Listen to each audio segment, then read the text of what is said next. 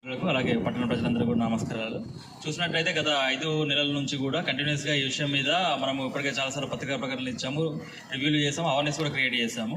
ఇప్పుడు మాకు ఎవ్రీ 1 మంత్కి ఒకసారి రోడ్ సేఫ్టీ మీటింగ్ జరుగుతూ ఉంటుంది. అంటే రోడ్డు ప్రమాదాలు ఎందుకు జరుగుతున్నాయి, ముఖ్య కారణం ఏంటిది అని చెప్పి రివ్యూ చేసినట్టయితే ఆ రివ్యూలో ఏమని చెప్పి జరిగిందంటే ఫస్ట్ కారణం అనేది ఆల్కహాల్ ప్రభావంతో డ్రైవ్ చేయడం వల్ల చనిపోవడం అయితే, సెకండ్ వచ్చేసేసి పశువుల వల్ల జరిగిన యాక్సిడెంట్స్ ఎక్కువ ఉన్నాయి. ఇప్పుడు ఏదైతే పశువులను వాళ్ళు వదిలేయడం వల్ల రోడ్ల మీద నైట్ పూట కానీ లేకపోతే మార్నింగ్ టైంలో కానీ తిరగడం వల్ల ఆ పశువులు సడన్గా రోడ్ల మీదకి రావడము, ఆ స్పీడ్ కంట్రోల్ చేయలేక ఏదైతే వెహికల్స్ ఉన్నాయో నేషనల్ హైవే మీద అలాగే నార్మల్ రోడ్ల మీద యాక్సిడెంట్లు జరిగాయి అన్నట్టు.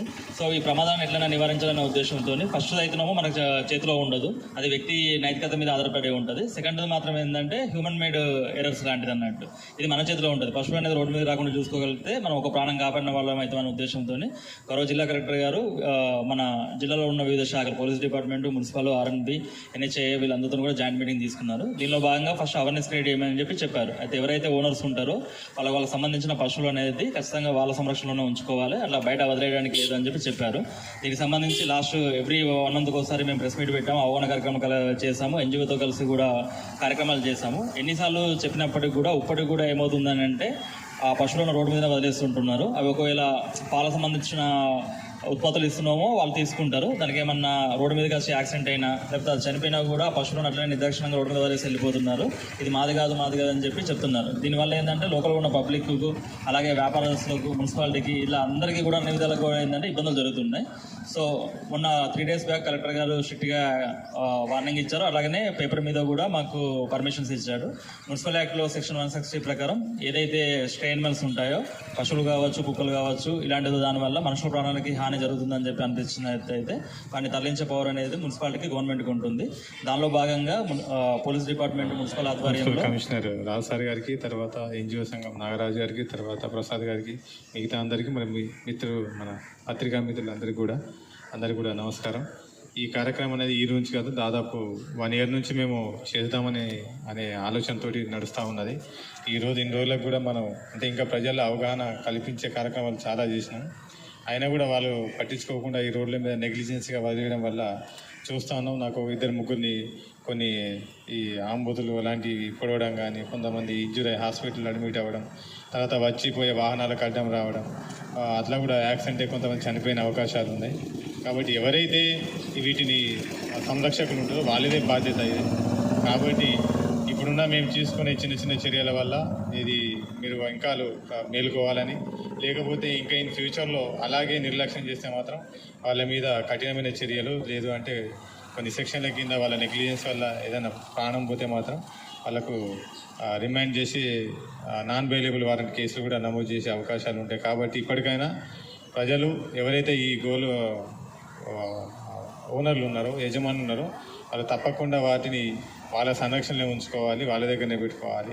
లేకపోతే ఈ మందలో తిరగడం వల్ల వాటికి కూడా కొన్ని డిసీజ్ వచ్చే అవకాశాలు ఉంటాయి. ఒకదాని నుంచి ఒకటి వ్యాపించి కొంచెం ఎక్కువ డిసీజ్ కూడా మనకు పాకే అవసరం ఉంటుంది. కాబట్టి మీరందరూ కూడా ఇది గుర్తుపెట్టుకొని, మన కమిషనర్ గారు చెప్పినటువంటి కొన్ని సూచనలు మీరు అందరికీ తెలిసింది కాబట్టి ఇవన్నీ కూడా పాటించాలని కోరుతూ, దీనికి ఈ విధంగా మనం ఈరోజు ఈ కార్యక్రమం కంటిన్యూ అవుతూ ఉంటుంది.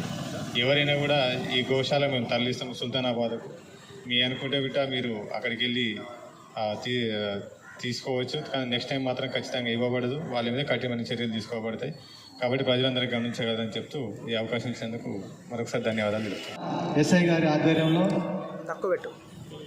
కేతనపల్లి మున్సిపాలిటీ కమిషనర్ గద్దెరాజు గారి ఆధ్వర్యంలో మూగజీవులు రోడ్ల మీద పడుకుంటూ వచ్చే పోయే వాహనాలకు ఇబ్బంది గురి చేస్తూ యాక్సిడెంట్లకు గురవుతూ అవి బాధపడుతూ జనాలు కూడా జీవితాన్ని కోల్పోతున్న సందర్భంగా వీటిని ఓ గోశాలకు తరలించాలనే కార్యక్రమం చేపట్టడం జరిగింది.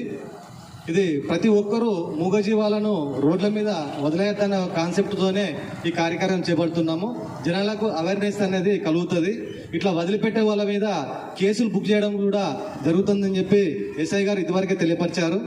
అదేవిధంగా కమిషనర్ సుత వారి యొక్క పద్ధతి ప్రకారము వారి మీద ఎలాంటి ఆంక్షలు ఉన్నాయో అవి సుత విధిస్తాము అని చెప్పి వారు తెలియపరిచారు. ప్రెస్ మీట్ పెట్టడం జరిగింది. గత కొంతకాలంగా 3-4 నెలల నుంచి ప్రెస్ నోట్లు కానీ జనాలకు మైక్ ద్వారా తెలపరచడం కానీ చేస్తున్నా కానీ వీటిని వారు విస్మరించి రోడ్ల మీదకి వదిలేస్తూ వాటి యొక్క వచ్చే పాల ఉత్పత్తులు సేకరించుకుంటూ నిర్దాక్షిణంగా రోడ్ల మీద వదిలేస్తున్నారు. అది జరగకుండా ఉండడానికే వీటిని గోశాలకు తరలించే కార్యక్రమం చేపట్టాము. ఈ యొక్క మూల కారణం ఏంటంటే మన జనాలను కాపాడుకోవాలి, అదేవిధంగా మూగజీవాలను కాపాడుకోవాలనే ఉద్దేశంతో ఈ కార్యక్రమం చేపడుతున్నాం. ప్రతి ఒక్కరూ అందరూ దీన్ని స్వాగతించాలని చెప్పి పట్ట ప్రజలను కోరుతున్నాం.